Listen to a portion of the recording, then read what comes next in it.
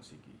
मैं यह पूर्ण विश्वास करता हूँ कि ये जो वीडियो है हमारे लिए आकस्मिक नहीं परंतु परमेश्वर की योजना के द्वारा ठहराई गई बात है। हमारा जो विषय है मसीही जीवन के लिए एक बहुत ही महत्वपूर्ण विषय है। हमारा विषय है वचन का अभ्यास करना, प्रैक्टिस द वर्ड। हमारा जो भाग है वह याकूब की पत्री अध्याय 1 वचन 22 से लेकर 25 तक है। वचन 22 में इस प्रकार से लिखा है, परंतु वचन पर चलने वाले बनो और केवल सुनने वाले ही नहीं जो अपने आप को धोखा देते हैं। याकूब कहते हैं वचन के सुनने वाले ही नहीं, वचन का अभ्यास करने वाले बनो। कई लोगों को यह गलत फहमी है कि संदेश सुन लेने से, वचन पढ़ लेने से, बाइबल अध्ययन कर लेने से हम आत्मिक बन जाएंगे और परमेश्वर की आशीष हमें मिलेगी। वचन के सुनने से नहीं, वचन का अभ्यास करने से आशीष मिलती है। और बहुत से लोग हैं जो अपने बाइबल में लकीरें खींचते हैं परंतु उनके बाइबल कभी भी उनके जीवन में लकीरें नहीं खींचती। यदि आप ये सोचते हैं कि आप आत्मिक हैं क्योंकि आप वचन सुनते हैं तो आप अपने साथ मजाक कर रहे हैं। इसलिए याकूब ने अध्याय 1 वचन 22 से 25 को हम देखते हैं परमेश्वर के वचन को दर्पण के साथ तुलना किया है। और बाइबल में 2 और वचन ऐसे हैं जो परमेश्वर के वचन को दर्पण कहते हैं।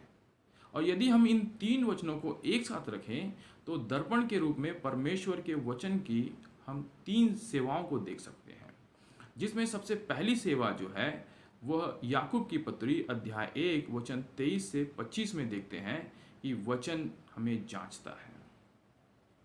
दर्पण खरीदने का हमारा उद्देश्य होता है कि दर्पण में अपने आप को देखकर हम जांचें और अपने आप को जितना हो सके साफ और स्वच्छ बनाएं। जब हम परमेश्वर के वचन में अपने आप को देखते हैं तो परमेश्वर का वचन हमें हमारी वास्तविक स्थिति को दर्शाता है जो हम हैं। परंतु याकूब कहते हैं कि लोग जब दर्पण में अपने आप को देखते हैं तो कुछ गलतियां करते हैं, जिसमें सबसे पहली गलती है कि लोग ध्यान से नहीं देखते। बहुत से विश्वासी बड़ी ईमानदारी के साथ प्रतिदिन कम से कम 1 अध्याय बाइबल का पढ़ते हैं परंतु ये उनके लिए एक धार्मिक कार्य के रूप में होकर रह जाता है। इससे कोई लाभ नहीं होता।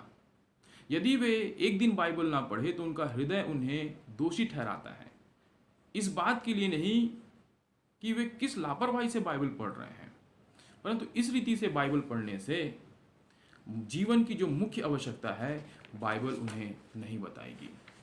दूसरी बात जो हम देखते हैं, वे जो देखते हैं भूल जाते हैं।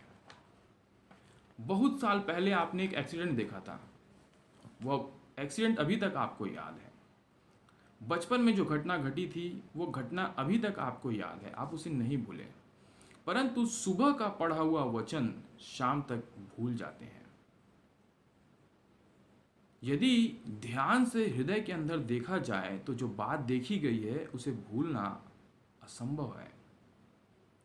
उदाहरण के लिए यशायाह को हम देखते हैं, उसके अध्याय 6 उसके वचन 5 में यशायाह जब परमेश्वर की उपस्थिति में है, अपने आप को जब देखता है तो कहता है, हाय हाय मैं नष्ट हुआ क्योंकि मैं अशुद्ध होठ वाला मनुष्य हूं। लूका रचित सुसमाचार अध्याय 5 उसके वचन 8 में पतरस कहता है, मुझसे दूर हो जा प्रभु, मैं पापी मनुष्य हूं। प्रभु यीशु मसीह पतरस के नाव पर बैठे हैं गन्नेसरेत की झील में और प्रभु यीशु मसीह कहते हैं पतरस जाल डाल। पतरस कहता है प्रभु हमने रात भर जाल डाली और कुछ ना पकड़ा, फिर भी तू कहता है इसलिए मैं जाल डालता हूं। और वह जाल डालता है और जाल खींचता है और वह खींच नहीं पाता। वह अपने साथियों को बुलाता है, उसके साथी आते हैं और जाल खींचते हैं और मछलियों की बहुतायत के कारण नावें डूबने लगती हैं। प्रभु इस घटना को देखकर पतरस प्रभु के चरणों में गिर जाता है और कहता है प्रभु मुझसे दूर हो जा, मैं पापी मनुष्य हूं। अय्यूब उसके 42 अध्याय उसके 6वें वचन में अय्यूब कहता है, इसलिए मुझे अपने ऊपर घृणा आती है और मैं धूल और राख में प्रायश्चित करता हूं। यदि हम अपने अंदर ध्यान से हृदय के अंदर देखें तो यशाया, पतरस और अय्यूब का अनुभव हमारा होगा। तीसरी गलती जो हम करते हैं, जो वचन कहता है उसे करते नहीं। ये वे लोग हैं जो ये मानते हैं कि वचन सुनना वचन पे चलने के जैसा है। हम मसीही लोग वचन पे चलने के बजाय वचन पढ़ना पसंद करते हैं। वचन पे चलने के बजाय वचन पे बातचीत करना पसंद करते हैं। वचन पे चलने के बजाय वचन सुनना पसंद करते हैं। लेकिन याकूब अध्याय 1 उसके 25 वचन में लिखा हुआ है, जो व्यक्ति स्वतंत्रता की सिद्ध व्यवस्था पर ध्यान करता रहता है वह अपने काम में इसलिए आशीष पाएगा कि सुनकर भूलता नहीं पर वैसा ही काम करता है। तो सबसे पहली बात, वचन जांचता है वचन की सेवा। दूसरी वचन की जो सेवा है वह है वचन पुनर्स्थापित करता है। यह बात हम निर्गमन उसके अध्याय 38 और वचन 8 में पढ़ते हैं। पुनर्स्थापित करने का मतलब फिर से हमें जोड़ता है परमेश्वर के साथ, हमारे संबंध का निर्माण होता है परमेश्वर के साथ। वचन 8 में अध्याय 38 में हम पढ़ते हैं एक शब्द हौदी।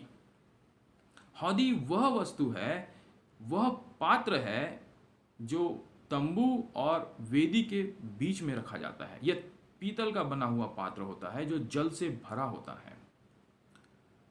परमेश्वर के वचन की छाया है जल, जिसमें शुद्ध करने की सामर्थ है। हम यूहन्ना रचित सुसमाचार अध्याय 15 और वचन 3 में पढ़ते हैं, यीशु मसीह ने कहा, तुम उस वचन के कारण जो मैंने तुमसे कहा है शुद्ध हो। कलीसिया के विषय में इफिसियों की पत्री अध्याय 5 और वचन 26 में हम पढ़ते हैं, कलीसिया शुद्ध और पवित्र है जल के स्नान से वचन के द्वारा। उसके बाद हम पढ़ते हैं यूहन्ना रचित सुसमाचार अध्याय 13 वचन 1 से लेकर 11 तक, हम विश्वासी जो इस संसार में रहते हैं, चलते फिरते हैं, हमारे हाथ पैर अशुद्ध हो जाते हैं और हमें शुद्ध होने की आवश्यकता है और वचन के द्वारा हम शुद्ध होते हैं। पहला यूहन्ना अध्याय 1 वचन 9 में हम पढ़ते हैं, वचन जो दर्पण है न केवल हमें जांचता है परंतु हमारे पाप भी प्रकट करता है और हमें शुद्ध भी करता है। उदाहरण के लिए जब हम दूसरा शमूएल अध्याय 12 पढ़ते हैं, वहाँ पर यहोवा परमेश्वर ने दाऊद के पास नातान को भेजा। नातान दाऊद से कहता है, एक नगर में 2 मनुष्य रहते थे, एक धनी जिसके पास बहुत सी भेड़ बकरियां और गाय और बैल थे, और एक निर्धन जिसके पास एक भेड़ की छोटी सी बच्ची के अलावा और कुछ नहीं था, जिसने उसे मोल लिया और जिलाया। वह उसके बाल बच्चों के साथ बढ़ी थी, उसके टुकड़े में से खाती थी, उसके कटोरे में से पीती थी, वह उसके गोद में सोती थी, वह उसकी बेटी के समान थी। फिर एक दिन धनी के घर एक यात्री आया और उस यात्री के भोजन के लिए इस धनी ने अपने गाय बैल भेड़ बकरियों में से कुछ ना लेकर निर्धन की उस छोटी सी भेड़ की बच्ची को लिया और उसका भोजन बनवाया। इस बात को सुनते ही दाऊद अत्यंत क्रोधित हुआ और उसने कहा, वह व्यक्ति मृत्यु दंड के योग्य है, उस पर दया न की जाए, उसे भेड़ की बच्ची का 4 गुना देना पड़ेगा। नातान ने दाऊद से कहा, यह और कोई नहीं, वह मनुष्य तू ही है, इज़राइल का परमेश्वर यहोवा यूं ही कहता है। जैसे ही दाऊद ने सुना कि परमेश्वर यहोवा कहता है, उसे अपने पाप का ज्ञान हुआ और वचन 13 में दाऊद नातान से कहता है, मैंने यहोवा के विरुद्ध पाप किया है। फिर नातान कहता है दाऊद से,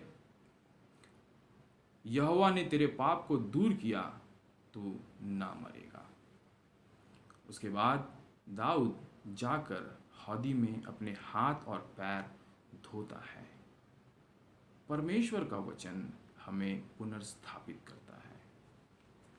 तीसरी सेवा जो वचन की है वह है वचन रूपांतरित करता है। दूसरा कुरिन्थियों अध्याय 3 और वचन 18 में इस बात को हम पढ़ते हैं। यहाँ पर रूपांतरित करने का मतलब परमेश्वर जब हमें पुनर्स्थापित कर देते हैं उसके बाद परमेश्वर चाहते हैं कि हम बदल जाएं, परमेश्वर के अनुग्रह में बढ़ते चले जाएं, फिर से हम पाप ना करें, परमेश्वर ये चाहते हैं। और दूसरा कुरिन्थियों अध्याय 3 उसके 18 वचन में लिखा हुआ है, परंतु जब हम सबके उघाड़े चेहरे से प्रभु का प्रताप इस प्रकार प्रकट होता है, हम सब के उघाड़े चेहरे से, हम सब के उघाड़े चेहरे से।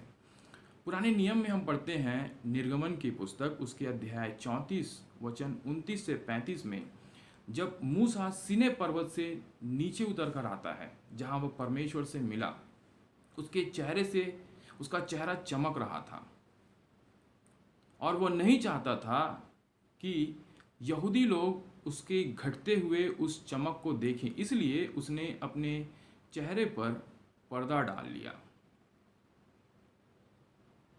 और नए नियम में हम पढ़ते हैं प्रभु यीशु मसीह जब क्रूस पर बलिदान हुए तो मंदिर का पर्दा ऊपर से लेकर नीचे तक फट गया, अर्थात मनुष्य और परमेश्वर के बीच में अब कोई दूरी नहीं है, कोई बाधा नहीं है। पुराने नियम के मूसा ने अपनी घटती हुई महिमा को छुपाने के लिए उसने पर्दा डाल रखा था, लेकिन नए नियम के विश्वासियों के चेहरे उघाड़े हैं और जिसकी महिमा बढ़ती ही जाती है। यहाँ पर एक बात लिखा है 18 वचन में, जिस प्रकार दर्पण में तो प्रभु के द्वारा जो आत्मा है हम उसी तेजस्वी रूप में अंश अंश करके बदलते जाते हैं, हम उसी तेजस्वी रूप में अंश अंश करके बदलते जाते हैं। यह ऐसा है जैसा एक कीड़ा जो बदसूरत होता है जिसे हम छूना और देखना पसंद नहीं करते, परंतु धीरे धीरे वह कीड़ा बदलते बदलते एक सुंदर तितली में बदल जाता है। वैसे ही हम विश्वासी धीरे धीरे अंश अंश करके जब हम परमेश्वर के वचन में को खोलते हैं, उसको देखते हैं, उसमें वचन में जब हम यीशु मसीह को देखते हैं और हम उसका अभ्यास करते हैं, हम अंश अंश करके धीरे धीरे प्रभु यीशु मसीह के जैसे होते जाते हैं। एक रात में हम आत्मिक विश्वासी मसीही नहीं बन जाती है, एक लंबी प्रक्रिया है। परमेश्वर के आत्मा का कार्य है ये, परमेश्वर का वचन जो दर्पण है उसके द्वारा ही यह कार्य होता है। इसलिए हमारी सबसे पहली जिम्मेदारी यह है कि हम वचन को ग्रहण करें और उसका हम अभ्यास करें। यदि हम ऐसा करते हैं तो हमें आशीष मिलती है और यदि हम ऐसा नहीं करते तो हम अपने आप को धोखा देते हैं। मैं आशा करता हूँ कि हम जो हैं वचन को सुनकर उसका अभ्यास करने वाले मसीही होंगे। धन्यवाद। जय मसीह की।